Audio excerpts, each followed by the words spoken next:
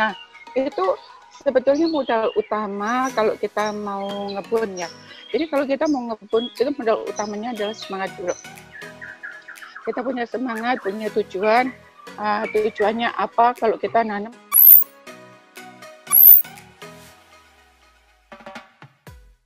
Sekarang kita akan membuat media tanam dulu.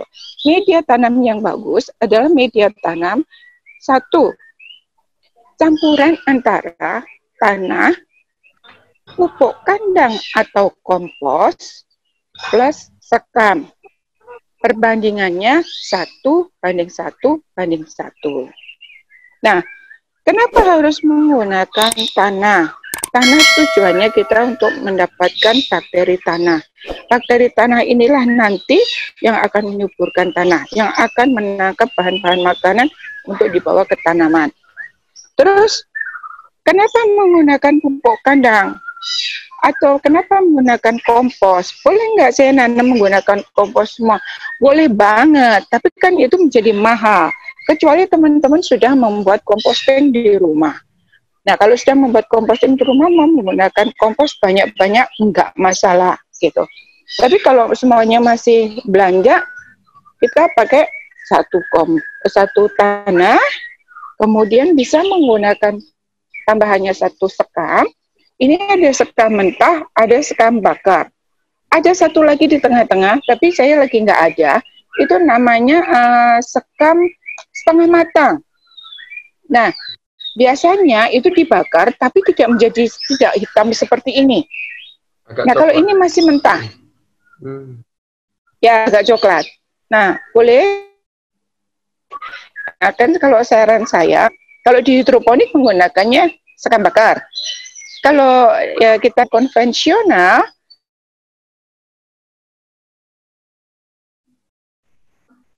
kan apa namanya,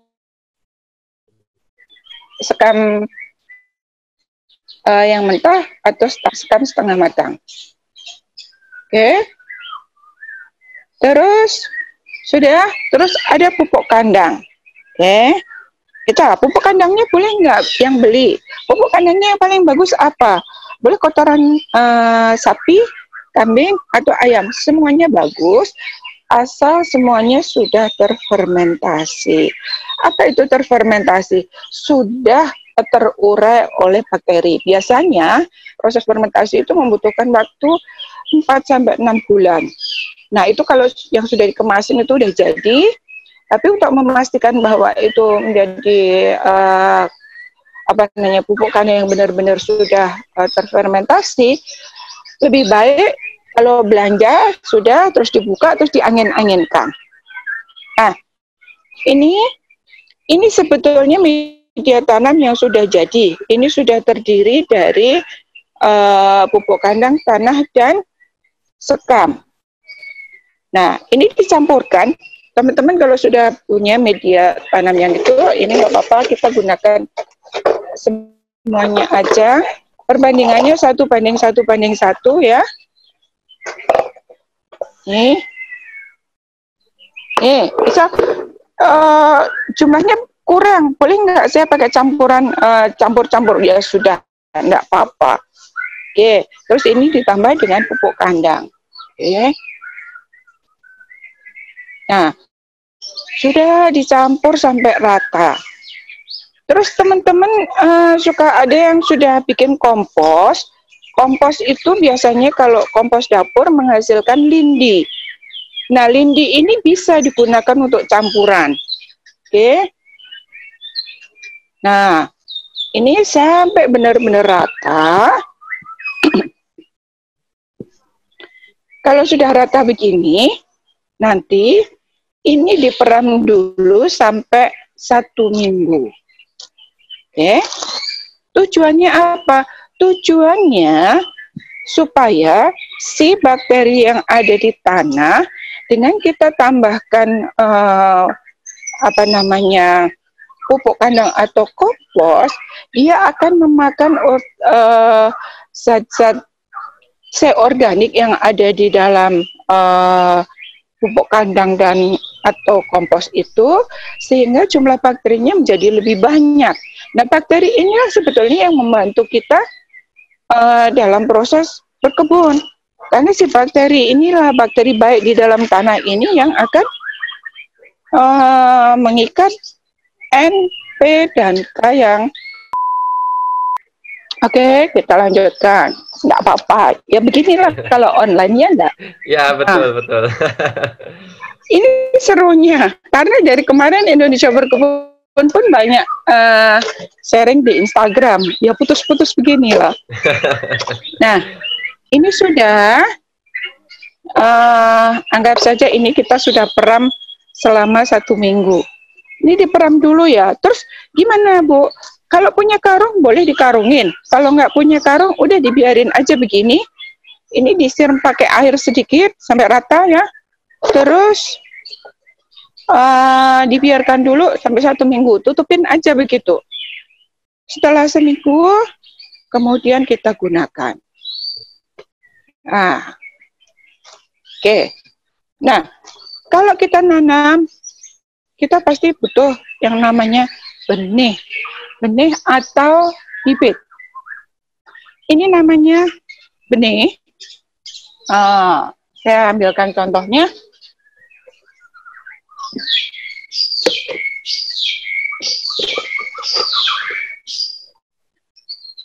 Nih, ini benih masih dalam bentuk biji. Teman-teman ada yang tahukah kira-kira apa ini? Ini adalah benih bayam. Nanti kita akan praktek nanam bayam. Oke.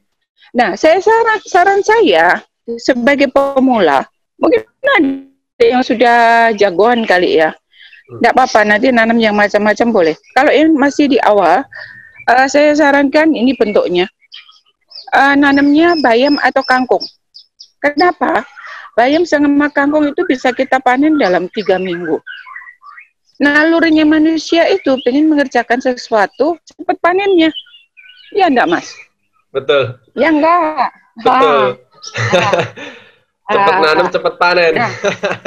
Iya, pengennya segera panen. Karena saya dulu pernah diprotes, kenapa sih Bang Ijon nanamnya sayuran, katanya gitu.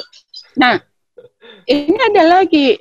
Ini saya baru kemarin belum lama nyemai. Ini ada kol, terus ada apa namanya, lobak. Memang kita bisa nanam apa saja. Nah, benihnya harus pastikan adalah benih dari dataran rendah. Makanya jangan selalu kalap kalau ke puncak terus beli belanja macam-macam.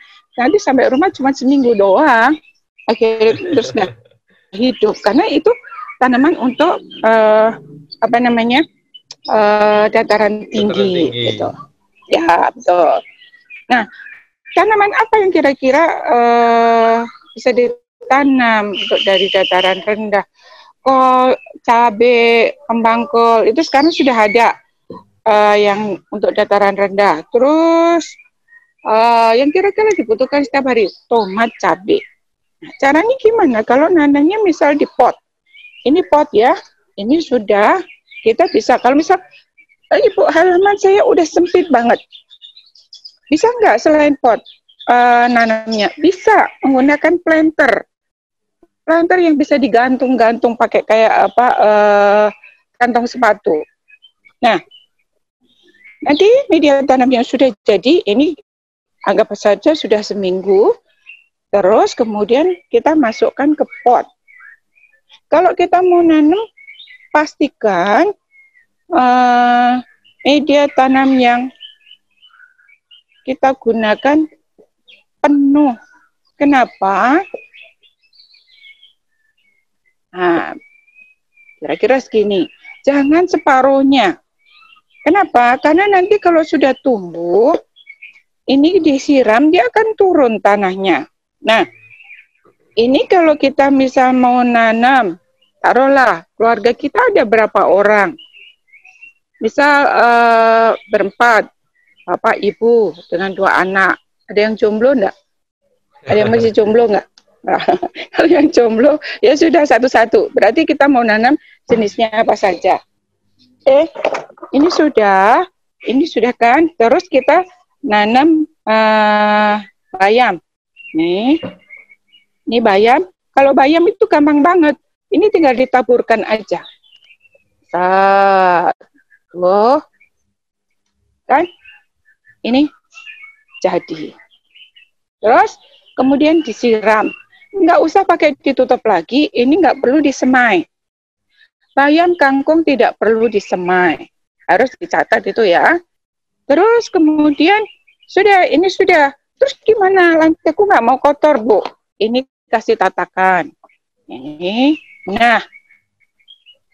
Jadi kan. Tuh. Kita taruh di halaman. Pastikan dapat sinar matahari pagi. Terus Ibu, saya mau nanam yang lain lagi. Gimana? Ya sudah, pakai tresemme atau menggunakan pot yang pendek. Nih, potnya pendek. Makanya ini saya gunakan untuk menyemai. Terus gimana? Semuanya apakah ditaburkan? Enggak, kita bisa bagi space-nya. Ini kemarin ada 4 jenis yang saya semai di sana. Terus bisa nggak menanam dengan tresemme? Bisa. Kalau kita nanam dengan tresemme, ini media tanam yang sudah jadi. Ingat ya, tadi media tanamnya nyampur sendiri. Perbandingannya tanah, kompos, atau pupuk kandang, plus sekam. Perbandingannya 1:1:1. Terus kalau punya lindi atau mol, boleh semprotkan. Ya, tujuannya apa? Memperbanyak bakterinya. Kalau memperbanyak bakteri, akan membuat satu ekosistem di dalam tanah ini menjadi optimal. Sehingga tanaman yang kita tanam ini akan menjadi organik. Karena apa? Bakteri-bakteri di dalam tanah inilah yang akan mengikat logam berat dari udara. Terus kalau misal ada limbah yang berbahaya, dia pun bisa mengikatnya. Terus kalau ternyata ada pestisida yang mencemari, dia bisa mengurainya. Allah itu sebetulnya sudah memberikan sesuatu yang luar biasa di dalam tanah. Tetapi kadang-kadang kita itu lupa diri gitu. Nah, ini kita kembali lagi supaya kita bisa menciptakan satu ekosistem di dalam tanah untuk mendapatkan sayuran yang organik. Nah, sayuran organik artinya apa? Sayuran di dalam sayuran organik itu kalau dilabkan, dia tidak mengandung satu residu bahan kimia berbahaya. Bahan kimia berbahaya ya, bukan yang namanya, kan nanti ada unsur NPK. NPK itu aman. Tapi kalau yang sudah berbahaya, misal kayak timbal, merkuri, itu pun berbahaya. Terus logam berat, logam berat, terus bahan kimia berbahaya sama residu pestisida. Nah, kalau tiga-tiganya nggak ada, berarti sayuran kita organik. Nah, Ibu bisa nggak bedain sayuran organik di pasar dengan kasat mata? Nggak bisa.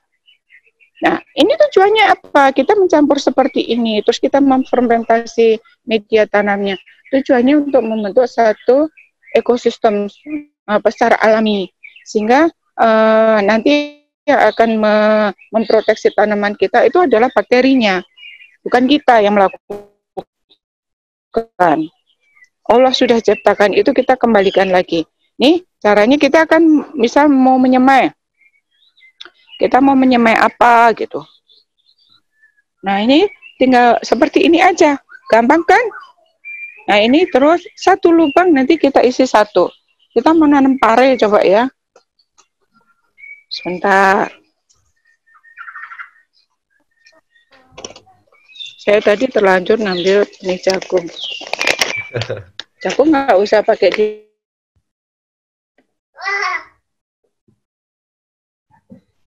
Ya. Nah, ini bentuk benih pare. Pare ini bentuknya seperti ini.